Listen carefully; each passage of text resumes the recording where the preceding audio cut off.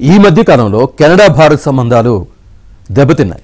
ఈ ప్రభావం ప్రవాస కమెడియన్లపై, ఆ కెనడియన్లపైన ఎలా ఉంది?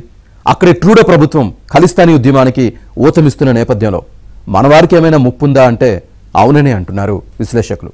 ఖలిస్తానీ ఉద్యమం తీవ్ర రూపం దాలుస్తుందా?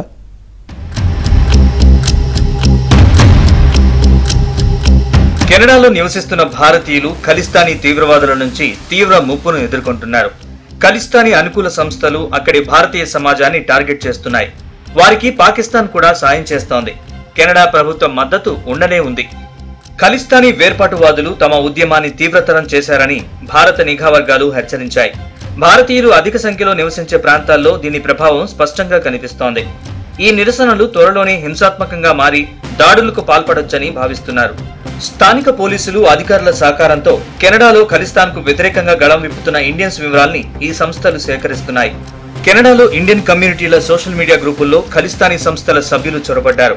ఖలిస్తాన్కు మద్దతు ఇవ్వాలని, లేకుంటే కెనడా నుంచి వెంటనే వెళ్లిపోవాలని డిమాండ్ చేస్తూ భారతీయుల్ని బెదిరిస్తున్నారు.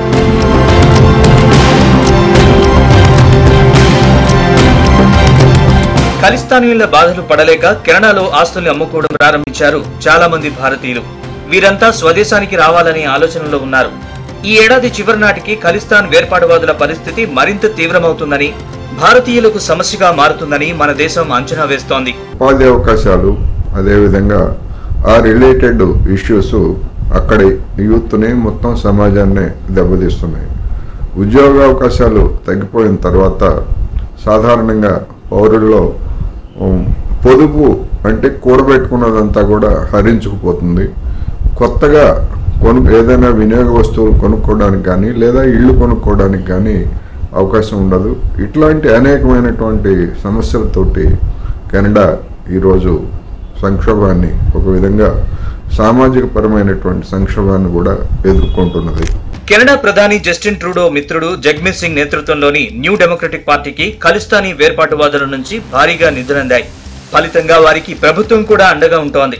దీంతో సగటు భారతీయుణ్ణి కెనడాలో శత్రువులా చూసే పరిస్థితి నెలకొంది.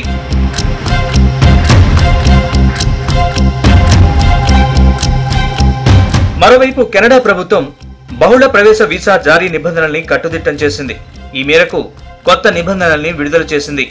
సింగిల్ ఎంట్రీ వీసా పొందిన వ్యక్తులు ఆ వీసాతో ఒక్కసారి మాత్రమే కెనడాలోకి ప్రవేశించగలరు.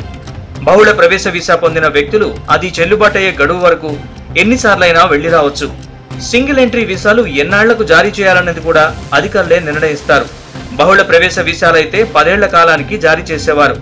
ఇకపై వీసాలు జారీ చేసే సమయంలో కెనడా అధికారులు చుక్కలు చూపించనున్నారు.